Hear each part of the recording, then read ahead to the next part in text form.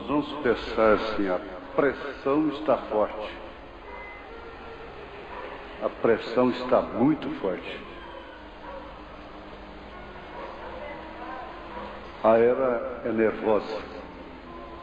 A era em que vivemos. Vamos ficar de pé e vamos ver.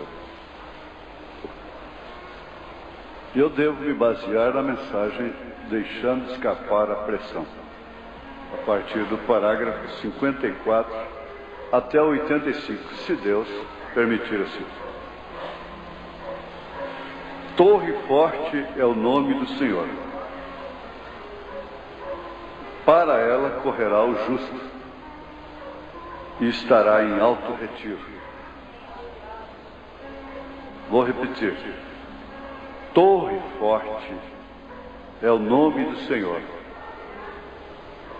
Para ela correrá o justo e estará em alto retiro. Pai eterno, Senhor Jesus Cristo, Rei da glória, Pai da eternidade, Príncipe da paz, Conselheiro maravilhoso, nós estamos procurando acertar, consertar. Isso nós queremos fazê-lo e só podemos fazê-lo através do Teu Santo Espírito. Pedimos ao Senhor que o Senhor nos ajude, nos conforte, nos anime, para a honra e glória do Teu santo nome. E dá que a palavra, o culto, os louvores, tudo venham redundar em bênçãos, na cura divina e outras bênçãos que acompanham a vida do cristão. Nós pedimos isto em nome de Jesus Cristo. Amém. Assentai-vos.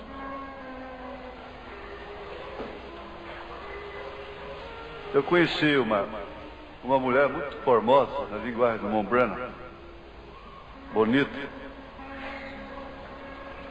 Ela entrou na família através do casamento, na nossa família. E ela era bonita no sentido da palavra mesmo. Muito culta, mas insatisfeita com o seu nariz, ela buscou uma cirurgia, fez uma cirurgia plástica. E o fato é que aquilo não saiu conforme ela esperava. Ela partiu para uma segunda cirurgia. Depois ela partiu para a terceira cirurgia e acabou que seu nariz ficou disforme com o seu rosto, ou muito pequeno, porque Deus faz tudo proporcional, né? Eu admito que isso seja feito. O irmão Bruno aprovou a mulher que quer ficar mais bela para o seu marido. Lá no Velho Testamento, se o marido encontrasse um defeito na mulher que fosse encoberto, que só poderia ser descoberto depois de casado, ele tinha até direito de repudiá-la e casasse com outro. E a apresentação da mulher casada é realmente em torno do marido, não é? Seus motivos, seus objetivos. O marido cristão não quer ver sua mulher exposta, bela segundo o mundo, pintada, cabelos cortados, roupas sumárias. Mas por outro lado também ele fica aborrecido quando não pode dar um vestido novo para ela, não é? Você fica meio chateado. Ele gosta de vê-la bem arrumadinha, bem calçadinha, com saúde, não é? Se alimentar bem. Ele investe nela porque afinal de contas é o leito da sua família. Então eu não estou lembrando disso, me veio enquanto orava, para condenar aquela prima. Ela não tinha necessidade, ela era muito bonita. Mas por fim ela estragou sua fisionomia por causa daquilo. E me veio isso pensando naquilo que eu acabei de dizer. Consertar, botar vestido de pano novo, remendo de pano novo em vestido velho, pode estragar mais. Eu estou falando da vida espiritual, da vida social, porque tudo isso está entrelaçado. Uma coisa compromete a outra. Em certos casos depende. Uma depende da outra. Então, mais do que nunca, nós devemos estar conscientes. Aliás, esse foi um assunto da semana, não é? No outro dia eu estava ouvindo no rádio uma fita antiga, falou exatamente de você ter consciência ao dar um passo na sua vida, não é? Consciência do que está fazendo. E essas coisas todas causam muita pressão sobre a vida da pessoa. E as pessoas que estão em projeção sofrem uma pressão terrível.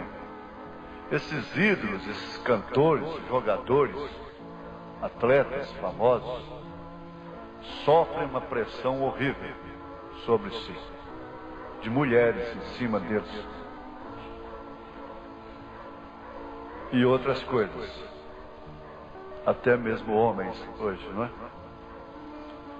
E, por outro lado, também elas sofrem pressão, de forma tal que todos os passos hoje, todas as decisões são sob pressão. Você que casou há pouco tempo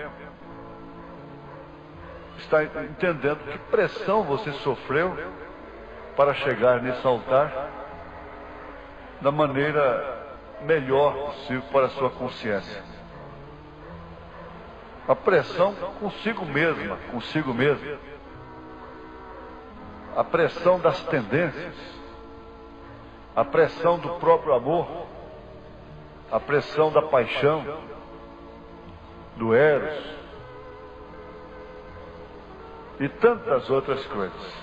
Aí vem a pressão da família, vem a pressão de olhos naturais, carnais, a pressão dos olhos espirituais, a pressão que a própria mensagem causa, te comprimindo contra a inclinação da carne. De forma que, de todas as maneiras, em quaisquer assuntos, o homem está enfrentando pressão. E não tendo como escapar da pressão, muitos se jogam no vício. Fumar é uma maneira de escapar da pressão. Beber é uma maneira de escapar da pressão. Prostituir é uma maneira de escapar da pressão.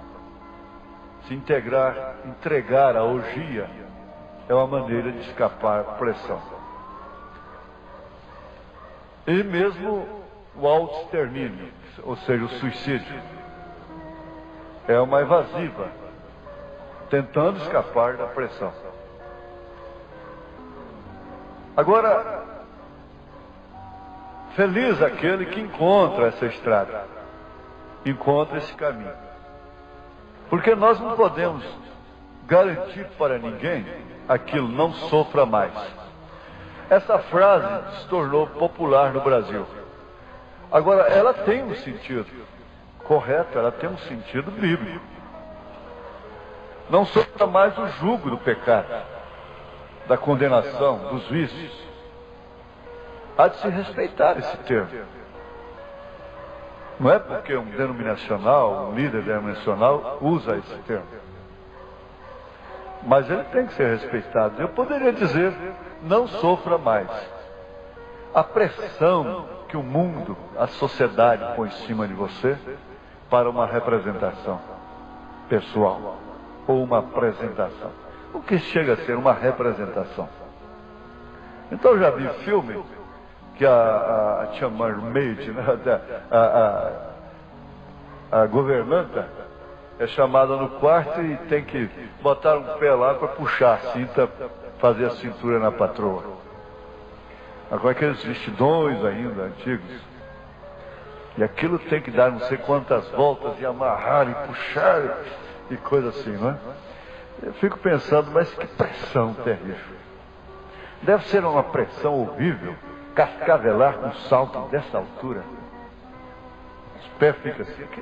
Aquilo é um equilíbrio. Deve ser uma pressão horrível. E ser mulher deve sofrer demais. Só tratar desse cabelão comprido não é fácil. O cabelo comprido, porque que muitos cortam e ficam parecendo com homens.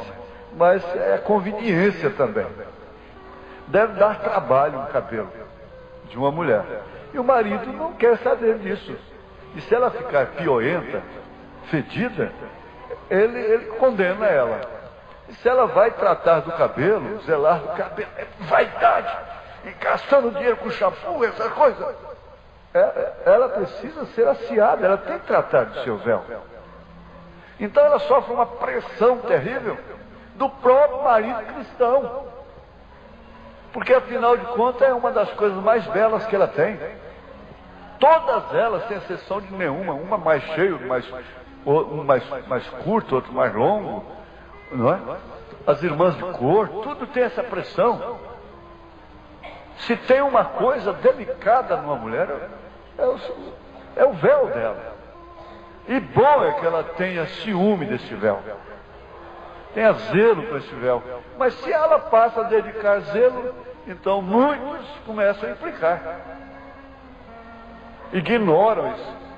Se não trata, então é uma coisa terrível. Ela fica sem saber o que fazer.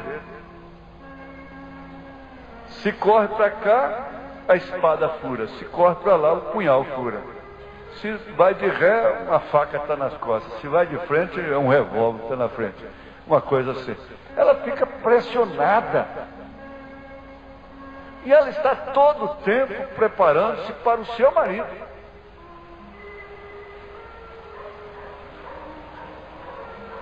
Agora, é necessário que haja de todas as formas.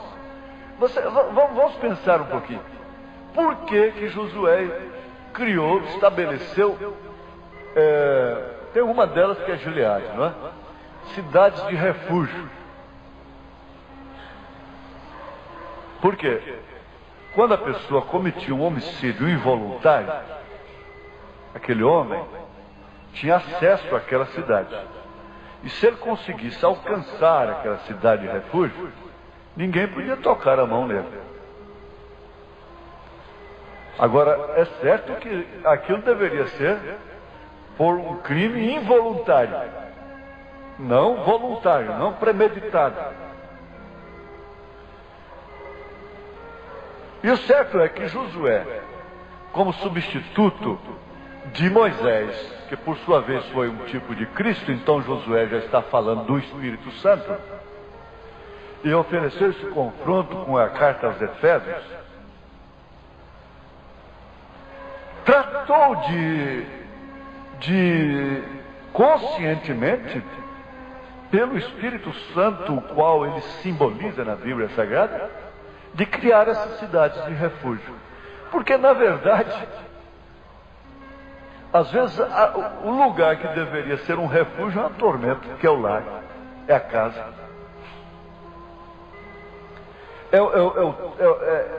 Vira um fórum de inquérito, de interrogatório, de implicâncias, de exigências, de condenação, de reprovação, de questionários, de perguntas, de interrogatório. E parece que tem mais um promotor ali dentro para acusar dia e noite. Olha, por isso foi bem colocado isso aqui, eu não sei por quem, e eu tomei isso, sei que não foi meu. Parece que eu falei alguma coisa isso há alguns anos atrás, mas eu não tenho certeza. Que há diferença entre lar e casa. Me parece que a pessoa ouviu isso falar há algum tempo e depois trouxe isso de novo. Lar e casa. Ter casa é uma coisa e ter lar é outra. São poucas pessoas que têm lar. Entre os milhões que têm casas. A minha casa, a nossa casa, a casa é a casa de seu pai, de sua mãe, onde você come, bebe, dorme, quase que circunstancialmente, obrigatoriamente. Mas não se pode entender definitivamente o leito onde se repousa, a mesa onde se toma o pão de cada dia, como uma plataforma de juízo. Gente, há maridos que deveriam ser delegados, não maridos. Deveriam ser chefes de polícia, não maridos.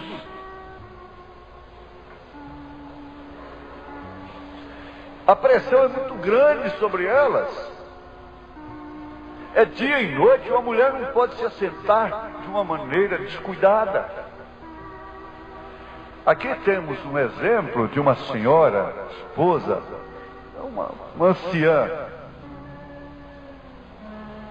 E algum tempo atrás, uma irmã, um diácono, não sei se o diácono advertidamente, pediu uma irmã para mostrar para ela que ela estava sentada de uma forma não tanto inconveniente, mas até de um certo modo ela não aceitaria aquilo de forma alguma, aquela maneira.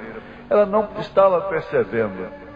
Aquela mulher chorou 3 dias e 3 noites sem dormir, sem comer.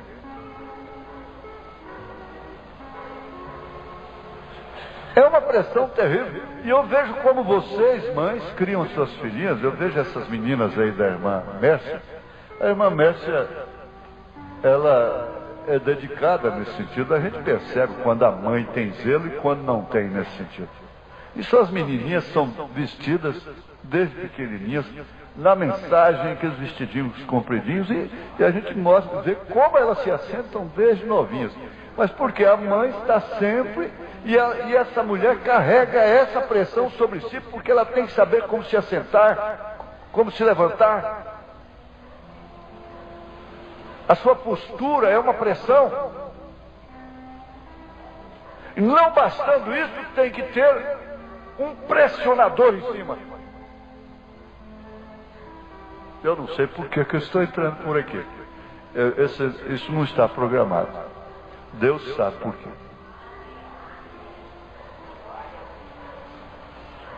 Então ela não tem como balir.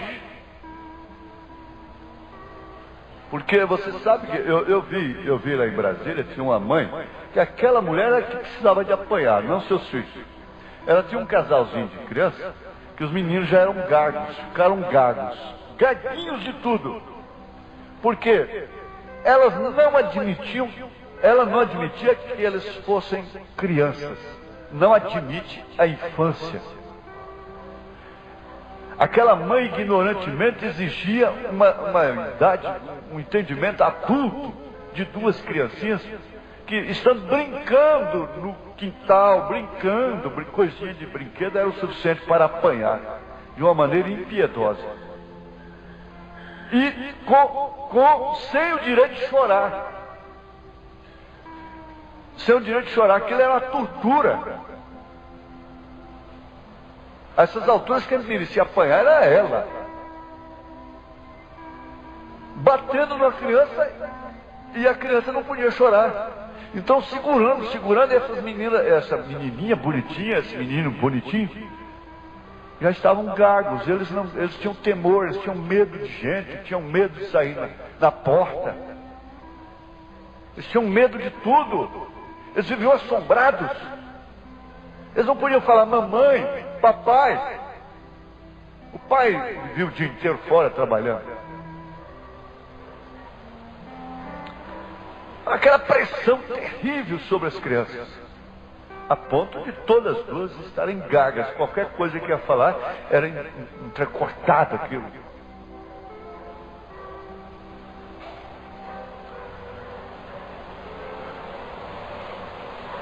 Agora, por outro lado, a gente vê aqui que essa primeira carta aos Coríntios, capítulo 13, primeira carta aos Coríntios, esse capítulo, que é outro capítulo áureo da Bíblia, capítulo áureo da Bíblia, 1 Coríntios 13. Veja só o que significa esse capítulo. Ainda que eu falasse as línguas dos homens e dos anjos, e não tivesse amor, você pode estar lendo caridade, mas todas as vezes eu tenho que falar isso, é a mesma coisa. Seria como metal que soa ou como sino que tine. E ainda que tivesse o dom de profecia, e conhecesse todos os mistérios e toda a ciência, e ainda que tivesse toda a fé, de maneira tal que transportasse os montes, e não tivesse amor, nada seria. E ainda que distribuísse toda a minha fortuna para sustento dos pobres, e ainda que entregasse o meu corpo para ser queimado, e não tivesse amor, nada disso me aproveitaria. O amor, veja a pressão que o amor causa. Preste bem atenção. O amor é sofredor. Começa por aí. O amor é benigno. O que custa caro ser benigno.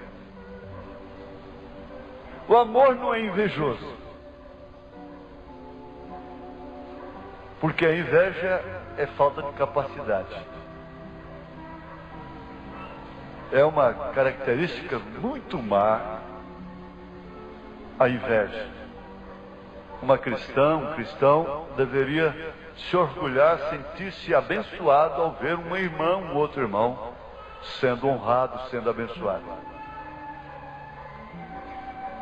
sendo próspero.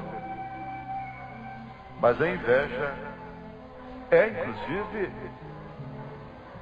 a falta de capacidade para realizar aquilo que o outro realiza. O que não é obrigatório, porque você tem determinados dotes que aquele outro não tem. Então o amor não é invejoso. O amor não trata com leviandade, que é uma circunstância hoje, obrigatória socialmente falando. Não se ensoberbece. Não se porta com indecência. Não busca seus interesses, o que é quase impraticável. Não se irrita. Não suspeita mal.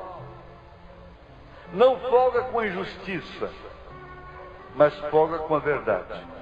Tudo sofre, tudo crê, tudo espera, tudo suporta. O amor nunca falha. Nunca falha.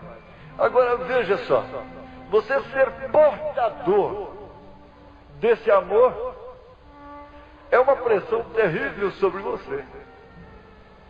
Porque, logicamente, você é uma pessoa sofredora, benigna, paciente, que não se irrita, não trata com leviandade, não dá vazão à inveja, não dá lugar à inveja. E nunca falha. Mas aí está, então, o retrato falado da perfeição. Mas quem jamais pode assumir um posto sem sofrer tal pressão? E a pressão maior que existe é a do amor. O amor não é entendido. O amor não pode ser pregado. O amor não pode ser ensinado teoricamente, intelectualmente falando. Pode ser, está sendo ensinado, só que não funciona. Então, quando esse amor apropria do coração, você pode saber, você vai sofrer. Você vai sofrer demais por aquele homem. Você vai sofrer demais por aquela mulher. Não tem nada tão bom quanto sofrer por amor.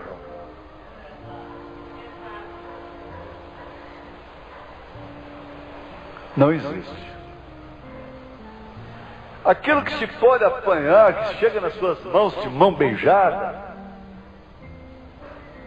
que não lhe custa sacrifício algum,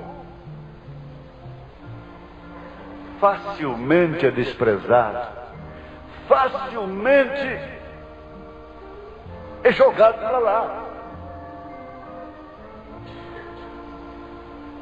Mas aquilo que lhe custa sofrimento, angústia, amargura, tortura da noite. O amor te leva a passar noites em claro, a segurar nas barras da cama. O amor te leva a sofrer câimbras, dores no peito, dores na cabeça, tensão nervosa.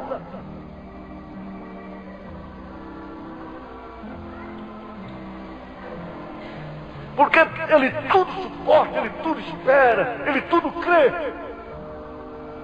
Ele parece uma pomba inocente, que não pode nem sequer perceber que está sendo desprezado.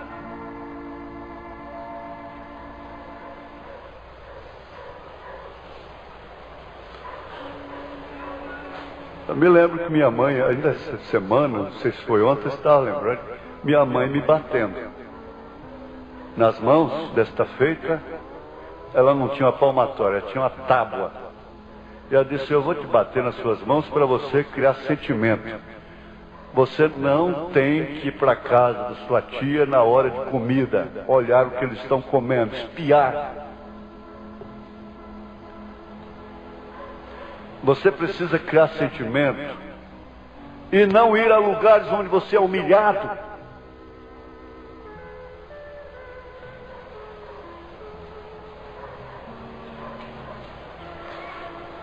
E eu me lembrei também do pequeno Daniel, Batatinha, que alugamos parte da casa para eles, para as famílias. Paupérrimos também. Ajuntava pobre com a pobreza. E o Daniel, na hora que a gente estava comendo, estava lá espiando, catarro escorrendo no nariz. Agora eu não sei se... Eu acho que não fui eu, não. Acho que foi minha irmã, viu? Que colocava pimenta na xícara, no cafezinho, dava para o Daniel. Eu não lembro mais se era eu, não, porque eu nunca tive coragem de fazer isso. E dar cascudo no Daniel. E o Daniel corria aquelas lágrimas teimosas. Eu já orei tanto pelo Daniel, não sei onde anda, se está do outro lado, por onde anda o Daniel. Danielzinho, barriguinha suja, pançudo. Acho que foi você, vendo? Não foi, prima? Era você, não era? A disse lá, senhora. Não, agora tem uma coisa. Houve um irmão muito sério que fez a visita para nós lá e minhas primas logo começaram a brincar que ele queria casar com minha mãe. Agora, quem pôs sal no café para ele foi você. Ele nunca mais pisou lá.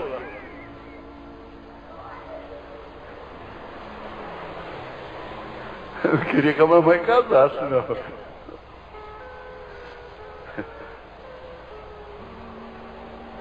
Mas, irmãos, de repente o Danielzinho estava lá de novo. De repente eu estava lá de novo. A criança é assim.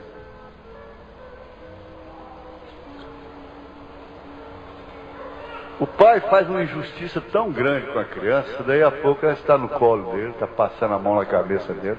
As lágrimas ainda estão correndo assim, ó. Estão sujando o seu rostinho. E ele já está, papai, papai, mamãe.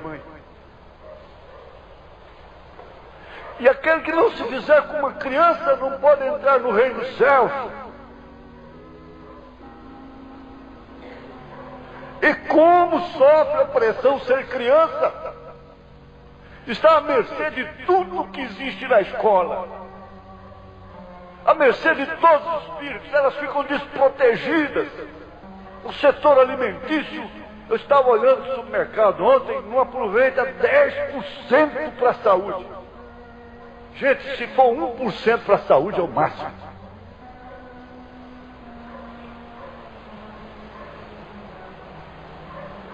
Alimenta, enche barriga, alimenta, faz massa.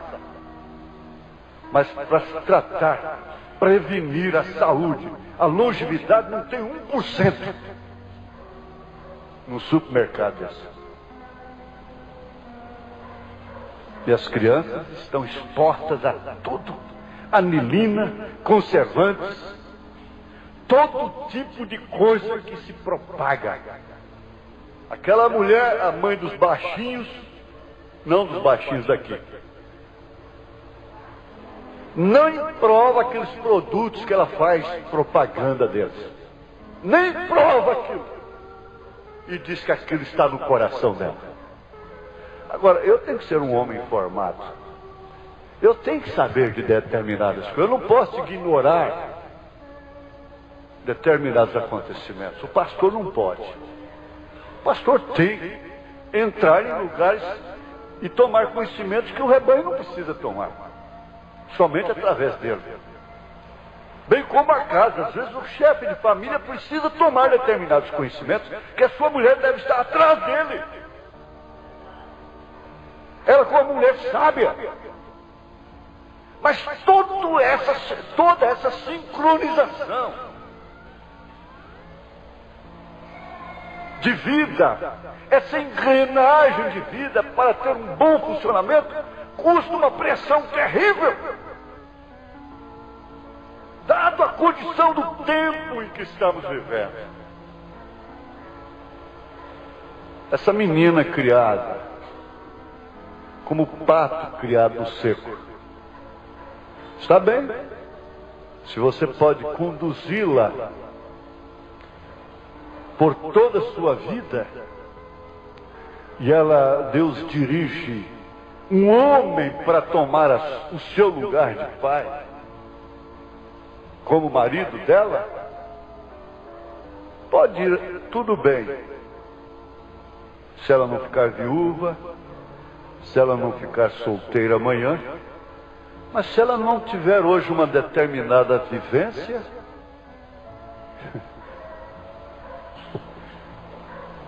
ela vai ser lesada na primeira esquina. Ele vai ser lesado na primeira esquina. É uma era de ir ou ficar.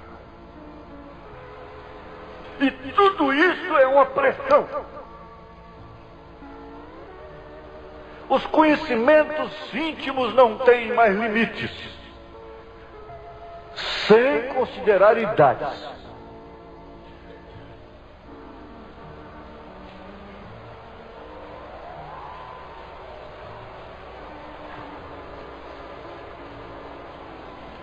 Mas eu não quero ficar enfatizando realmente aquilo que pressiona pela força do mal. A melhor coisa que se deve, a melhor posição, ou vamos dizer, o melhor sofrimento que existe, desde o Éden, é o sofrimento pela pressão do amor. Olha, gente, não é o masoquismo, não se trata do masoquismo. A pessoa que busca sofrimento para si. Não se trata de psicose, ficar sofrendo por quem nunca te alimentou uma esperança, não tem nenhum dever para contigo, que nunca te fez promessas. Isso é psicose. Mas o homem que não ama é uma besta solta, sem cabresto. Ele fica entregue aos ventos. Ele é jogado para lá, ele é jogado para cá.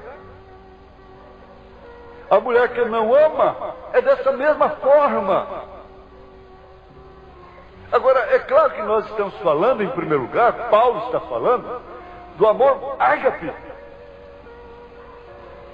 Porque entregar o corpo para ser queimado, reflete-se por alguém, é julgado o quê? Como prova máxima de amor.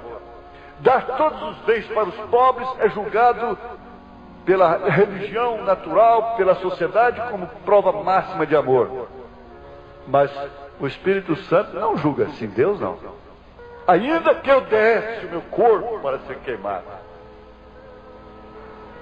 ainda que eu desse todos os meus bens para os pobres, isso não adiantaria nada. E no entanto ele estava falando da pressão maior que existe em toda a terra, que levou o próprio Senhor Jesus Cristo, o Filho de Deus, a agonizar no Getsêmani, solitário, abandonado, e ter aquela mistura de insulina com pílulas, com adrenalina, e por isso suar sangue.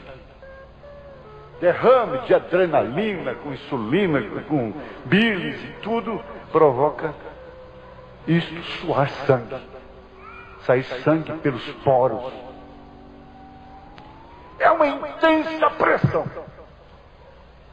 Outros soltam pelo nariz. Se não acontece, fatalmente sofre um derrame. Ao sofrer determinada pressão, determinadas incompreensões, o sangue vem e sai pelo nariz. Sofre uma hemorragia nasal, que escapando da pressão. E por isso não sofre um derrame fatal. Eu falo com experiência própria.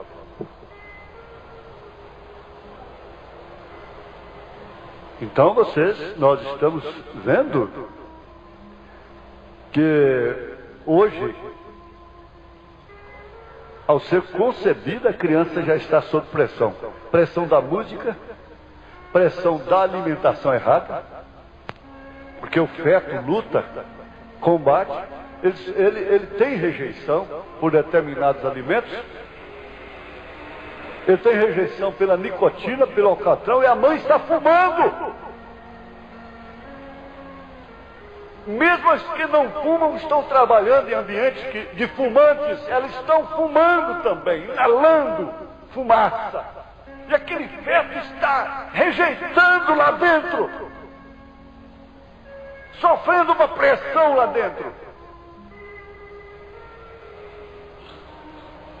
E quando o seu pai age descaridosamente com a mãe, ele sofre lá dentro da barriga dela. E quando ela mente, ele sofre lá dentro da barriga dela. E quando ela corta seu cabelo, ele sofre lá dentro a repulsa daquilo.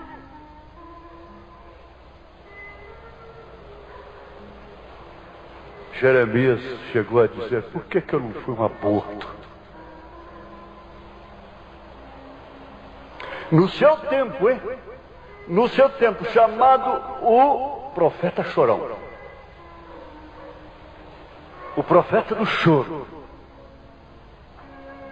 Desejou que sua mãe tivesse o abortado. Amaldiçoou o dia que ele nasceu.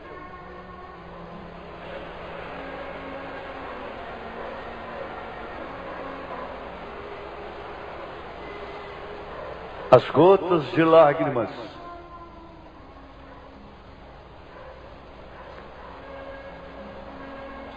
essa secreção dos olhos que tem sido derramada desde o primeiro passo da humanidade, formariam rios de águas. Lágrimas. Oh, lágrimas! Porque choras?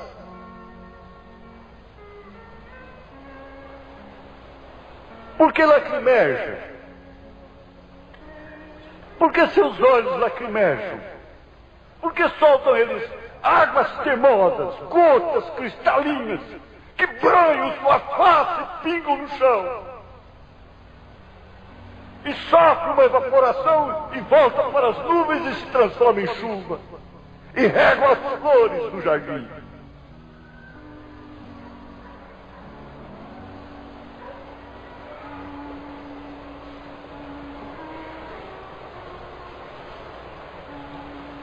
Quantos litros de lágrimas uma pessoa de 60, 70, 80 anos chorou? Quantos?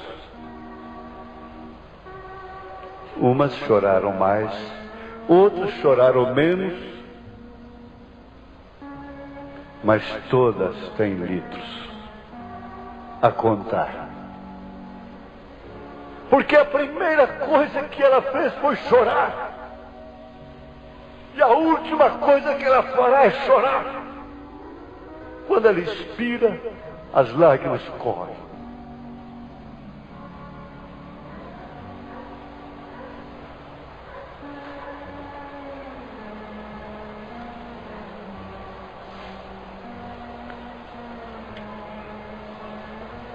Você que ama sabe disso.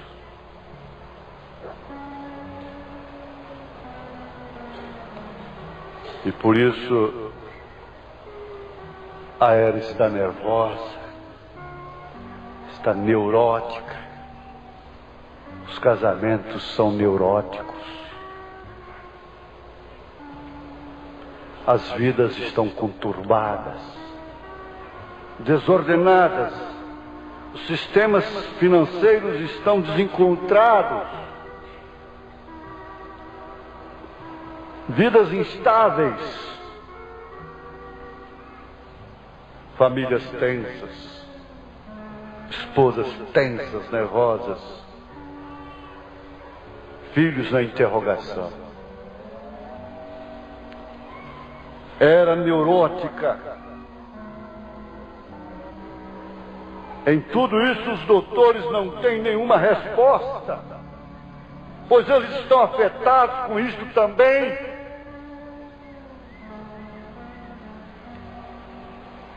Um médico disse: olha, se isso te fizer bem, você volta para me dizer. Mas não é que ele estava interessado no bem-estar do paciente. Ele queria usá-lo como cobaia. Porque se fizesse bem para ele, ele iria tomar aquele remédio. Se isso te fizer bem, você volta para me dizer. Pois eles também estão afetados com isto. Os psiquiatras estão consultando aos psiquiatras. Os psicólogos estão consultando aos psicólogos.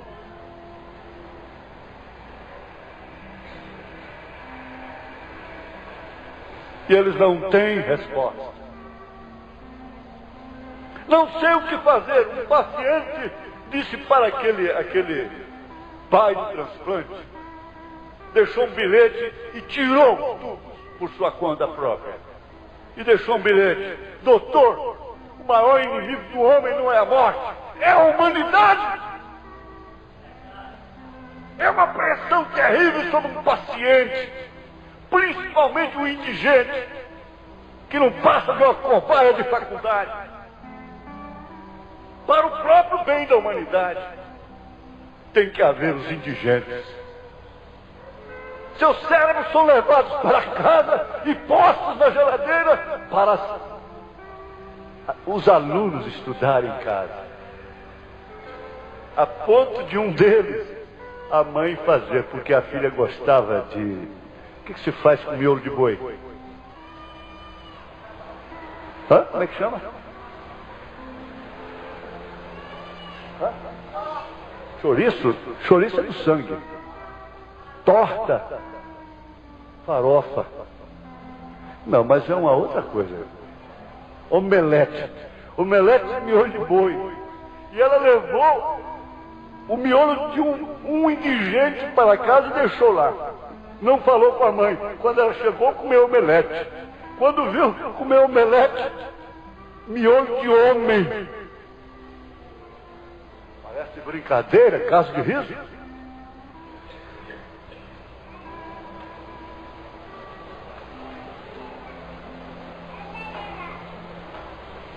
Eles não têm a resposta. Eles não sabem o que fazer. Você diz: ó, doutor, minha cabeça está para explodir, eu não sei o que fazer. Eu digo para ele: toma aí um Optaliton, toma um Facel, toma aí um Tonopan, toma Neosaldina, toma isso. De piroma não baixa a pressão. Se for, tiver pressão baixa, né? Baixa. Então eu digo: ó, se automedique com isso. A dor de cabeça passa na hora. Mas amanhã eu estou com dor de cabeça novamente. Você diz: ó, doutor, minha cabeça está para explodir, eu não sei o que fazer. Bem, ele diria: eu também estou. Minha cabeça também está doendo. E eu disse para o rapaz lá na França: olha, sabe, seu caso não tem solução comigo. Faz o seguinte, você vai naquele círculo lá que tem um palhaço lá que está liberando o interior das pessoas. Eles estão escapando da pressão com aquele palhaço lá. Mas o homem é fenomenal. O rapaz pulou no centro do escritório e disse: doutor, aquele palhaço sou eu. Eu estou morrendo.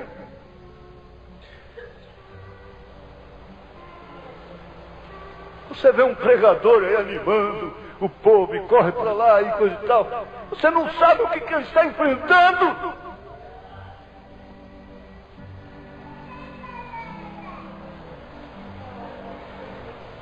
Eu também estou. Eu também estou. E esse eu também estou vai longe. Eu também. E você vê o caso de uma e você tem que dizer: eu também estou. Vê o caso de um outro, você diz: eu também estou.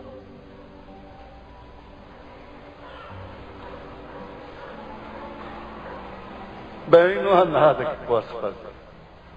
Ele passará um tranquilizante, e quando aquilo terminar o efeito, você estará mais nervoso que estava da primeira vez. Isso é certo. Como um homem bêbado tomando um drink extra para rebater sua embriaguez. Você vê, você não pode fazer isso. Não há nenhuma resposta. Eles não têm a resposta. Por favor. Eles não têm a resposta. Porém, todavia, Deus tem a resposta. Deus tem a resposta. Pergunta à irmã Alva, se você ouviu o testemunho dela, está gravado em cassete e videocassete. Ela respondeu muito disso. Isso é o que queremos tomar, falar a respeito. Eles têm a resposta. Deus tem a resposta, quer dizer, Deus tem a resposta. Ele é a resposta. Cristo é a resposta para cada problema que nós temos. Permita. Nós vamos falar sobre ele agora. Agora nós vamos falar sobre ele. No Velho Testamento houve um tempo quando um homem podia formar pressão lá no passado. E aquilo era quando ele fazia alguma coisa errada. Se ele derramasse sangue inocente, bem, então ele estaria em fuga. É o que se faz, é o que se deve fazer. Porque tão logo quanto aquele homem que matou, o erro que ele cometeu, aquele homem, ele cometeu o erro para alguém de sua gente. A tradução é exatamente essa. Alguém de sua gente o caçaria sem encontrá-lo. E ali ele o mataria. Era dente por dente, olho por olho. Vingava-se a morte, matando. E vê você, um homem não tinha nenhum lugar para parar. Ele não tinha onde parar. Se ele cometesse alguma coisa acidentalmente e naturalmente, as pessoas não acreditariam. Bem, ele tinha que safar-se e viver como um foragido, fugindo daqui, fugindo dali. Ele não podia ter um sono descansado. E uma pressão terrível pairava sobre ele dia e noite. Porquanto ele sabia que se fosse encontrado, ele seria um homem morto. Porque tão logo quanto ele fizesse isto, os parentes deste homem ou mulher, quem quer que fosse, eles começariam a procurá-lo. E quando o encontrassem, era dente por dente e olho por olho. Esta é a maneira que eles viviam. E você sabe que, geograficamente, quer dizer, a parte da terra que era habitada até então era muito pequena. Muito embora não houvesse tantos meios, a informática não fosse como a de hoje, mas em compensação, o espaço geográfico era bem pequeno. E assim, ele não podia parar em parte alguma. Ele era um fugitivo. Ele não sabia o que fazer. E ele estava fugindo. O tempo todo, aquela pressão terrível sobre ele. É como estamos muitas vezes aqui. Corre-se do cobrador. Corre-se do cobrador. Não tem como pagar. E aquela pressão, dia e noite. E a mulher cobra, e o filho cobra, e o pai cobra, e a mãe cobra, e o marido cobra, e a esposa cobra, e todo mundo cobrando.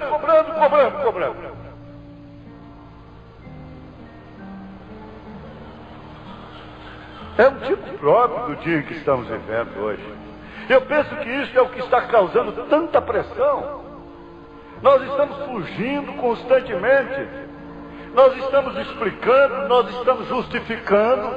Ah, mas foi por isso que eu atrasei, foi por isso, foi por aquilo, foi por isso que eu fiz isso, foi por isso que eu casei, foi por isso que eu fiz aquilo, foi por isso que eu descasei, foi por isso. E estamos sempre explicando. E não tem um homem que sofre mais nesta vida do que aquele que tem que viver escondido.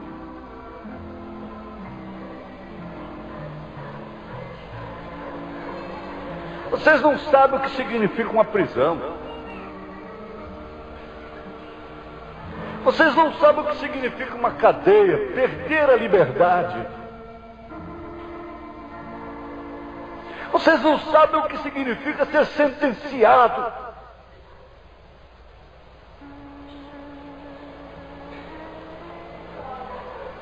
Por isso o profeta não gostava de ver passarinho em gaiola.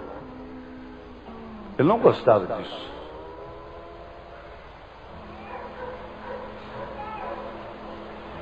E eu também não gosto de ver passarinho em gaiola. Nunca gostei disso.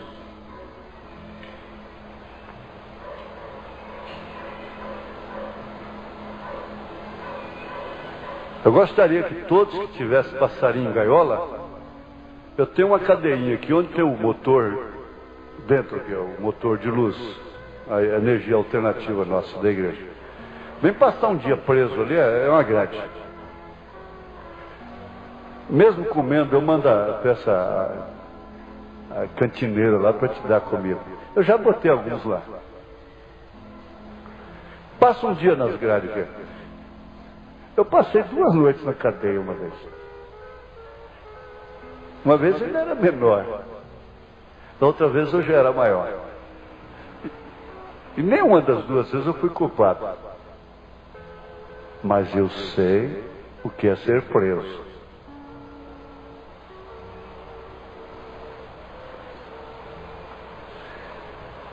Eu sei o que é perder a liberdade.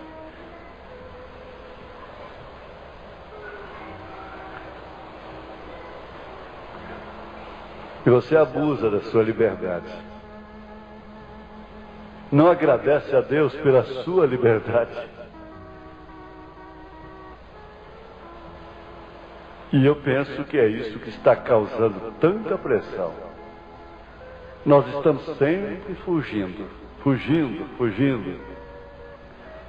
Isso é o que acontece com o mundo. Sabendo que estão errados, sabendo que a vinda do Senhor está próxima, e a pressão aumentando, sabendo que tem que consertar isso, sabendo que tem que consertar aquilo, e eles estão fugindo. Motel, cassino, luxúria, pecado, decadência moral, qualquer coisa para dar razão ou dar vazão. A pressão está muita.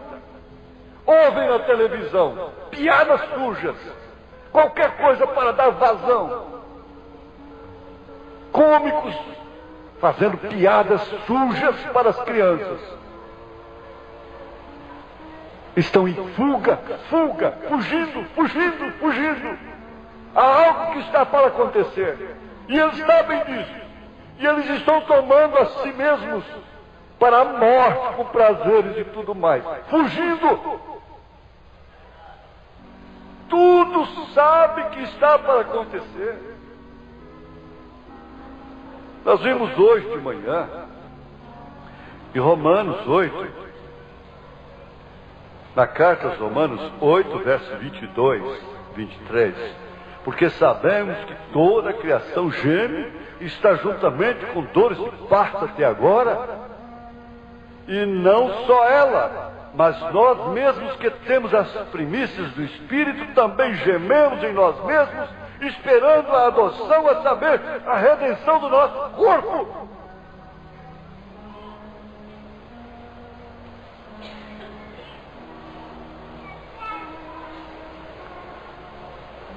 Eles sabem que há algo prestes a acontecer. O mundo fala disto. Então, arranja uma fuga. Começam a pintar uma nova era dentro dessa dimensão. Nova era. A nova era que existe realmente é o milênio. Só pode existir uma nova era. Escuta aqui, essa nova terra, essa nova era, ela é nova para nós. Ela é nova para nós. É uma mudança de dimensão. Então aquilo se torna uma nova coisa para a gente, uma nova vida. Sim.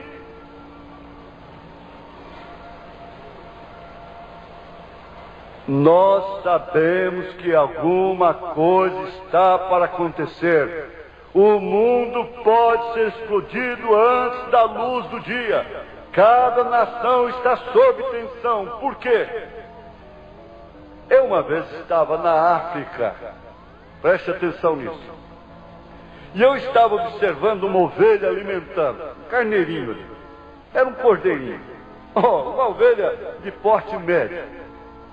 E a criaturinha estava comendo muito pacificamente, e de repente ele ficou impaciente. ele dava uma mordida na grama, ele olhava ao redor, ele dava uma mordida outra vez. Quando ele estava calmo, eu estava observando, ele parecia tão calmo. E eu pensei, não é aquela calma lá fora? Olhe para aquela criaturinha. O pastor que estava cuidando delas tinha ido para o curral, ali atrás, um nativo, um homem de cor. E eu observei essa criaturinha, e após um tempo ele ficou nervoso. Eu pensei, o que há com aquele sujeitinho? Por que esse sujeitinho está nervoso dentro da barriga da mãe dele ainda? É porque ela está ouvindo rock? É porque ela está inalando fumaça de cigarro? É porque ela está bebendo? É porque seu pai está agindo descaridosamente dentro de casa? O que está acontecendo? Não falando daquele que já está no berço, não falando daqueles que estão assistindo já na idade da consciência. Eu estava observando, claro, através de binóculos. E ele ficou tão nervoso, ele estava nesta e naquela direção. Ele começou a berrar. Ele não sabia o que fazer. Bem, eu pensei, o que faz aquela criaturinha ficar tão excitada de uma vez? Agora ele estava num pequeno campo de pasto, mas ao longe, lá atrás, eu observei alguma coisa surgir e abaixar novamente. Cerca de meia milha, o que é aproximadamente outros 800 metros aqui para nós. Então aquilo, bem escondido no mato, era um leão. E esse leão estava se deslizando. E aquela criaturinha, o cordeirinho, alguma coisa nela a estava levando a um ponto que sabia que havia algum perigo em algum lugar. Ele não podia ver, porém o leão havia farejado a ovelha, e ele tinha que ser rápido agora para pegá-la antes que o pastor a pegasse, a tirasse do caminho. E o pobrezinho estava inquieto, porquanto é indefeso. A única defesa que ele tem é o seu pastor. E esta é a maneira que é hoje. E eu estava então observando a tensão que tinha formado. E ele ficou sob uma pressão terrível. E numa distância esse leão estava deslizando realmente fácil em sua direção. E embora a ovelha não pudesse ver o leão, mas havia algo dentro dela que lhe contava que o perigo estava próximo dela.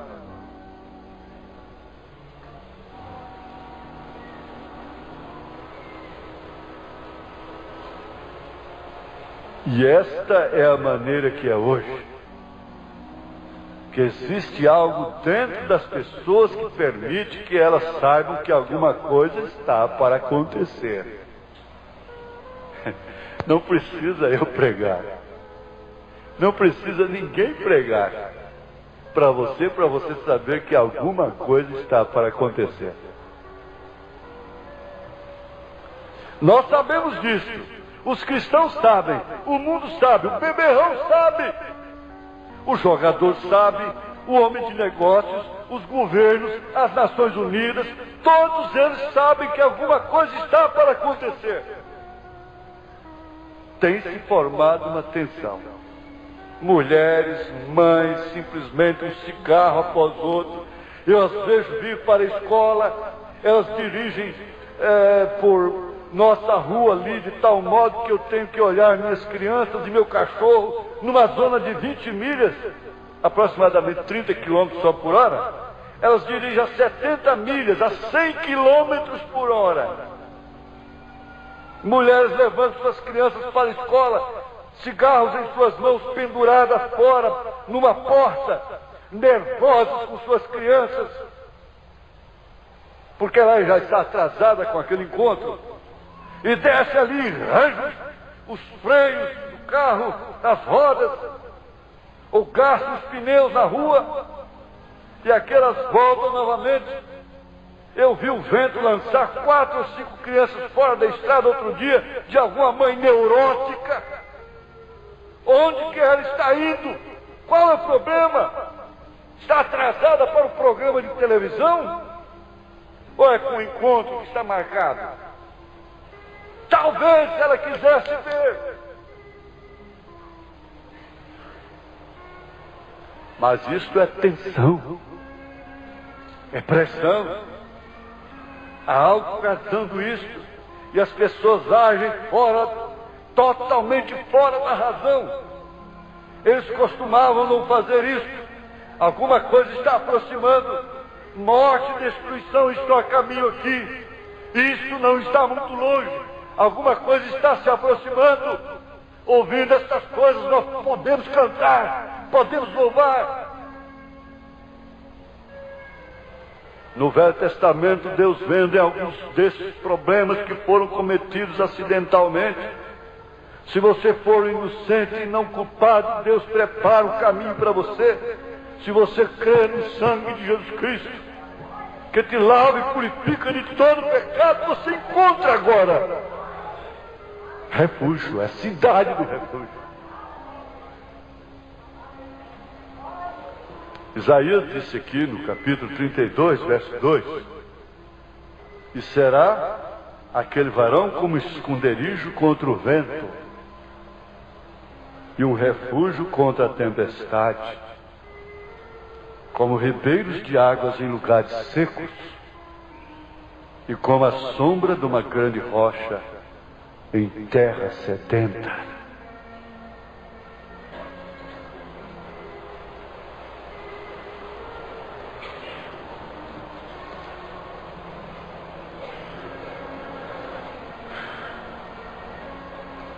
Senhor Deus,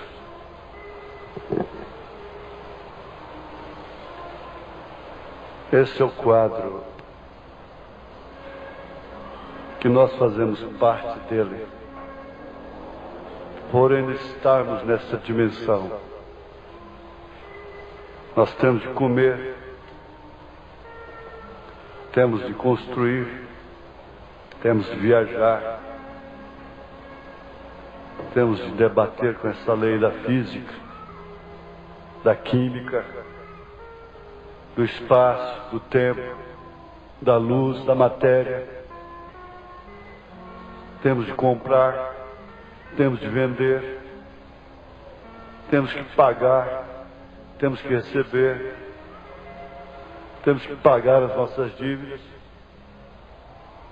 temos que acertar. E todos nós sabemos disso.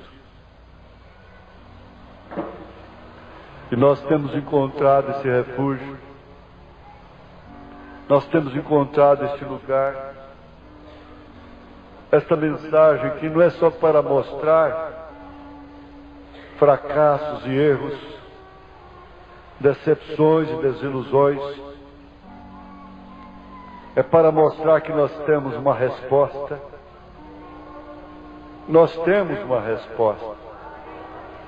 Abraão, em meio a tantas contradições na sua vida, ele tinha uma resposta. Ele tinha uma promessa. Noé teve uma promessa, teve uma resposta. Josué teve uma resposta. Davi teve uma resposta. Os apóstolos tiveram a resposta. A igreja, durante as eras, teve uma resposta. O Senhor já respondeu para todos aqueles que dormiram no Senhor. Está respondendo as perguntas que nós carregamos. São respondidas com lugar de delícia, com uma dimensão intocável, onde não vamos sofrer a pressão da roupa, a pressão dos livros, a pressão desses compromissos sociais. Senhor, dá-nos graça. Dá graça para esse pai, essa mãe, levar até o fim a sua carga, sofrer o seu amor por aquele homem, seu amor por aquela mulher, sofrer o seu amor pelos seus filhos, sofrer o amor pelos seus pais, sofrer o seu amor por Jesus, pela palavra. Dá graça para cada um sofrer o amor. O amor é sofredor. Ninguém ama sem sofrer. Senhor, ajuda cada um. Nós te pedimos é pela tua graça, nós te pedimos é pelo teu amor, nós te pedimos é pela tua compaixão. E esse amor que tem levado o teu povo a voltar as costas para o mundo, eles não reclamam, esse povo não reclama, não lamenta por isso, não tem lembrança das paneladas de carne lá do Egito, não. Esse povo quer apenas força, quer apenas ânimo para prosseguir. Essas mulheres não pedem para voltar, esses homens não estão olhando para trás, todos estão olhando para a frente, pedindo esforço, a minha coragem, Senhor. Me dá graça para enfrentar, levar a minha cruz até o fim. É o pedido de cada um, Senhor. Me dá graça para levar o meu fardo. Em nome de Jesus Cristo, essa graça venha sobre cada um. Volte refrigerado, escapando da pressão. Aleluia! Esse culto escapa a pressão. Quando você canta, escapa a pressão. Você beneficia o seu filho lá dentro do ventre. Aleluia! Quando você glorifica, você abençoa seu filho, sua filha. Aleluia! Aleluia! Aleluia! Aleluia! Aleluia! Aleluia! Aleluia! Aleluia!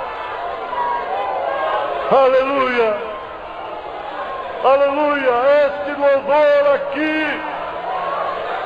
ajuda a escapar a pressão de irmãos que estão longe daqui, que estão sob pressão difícil e não podem ser ajudados. Aleluia! Aleluia! Aleluia.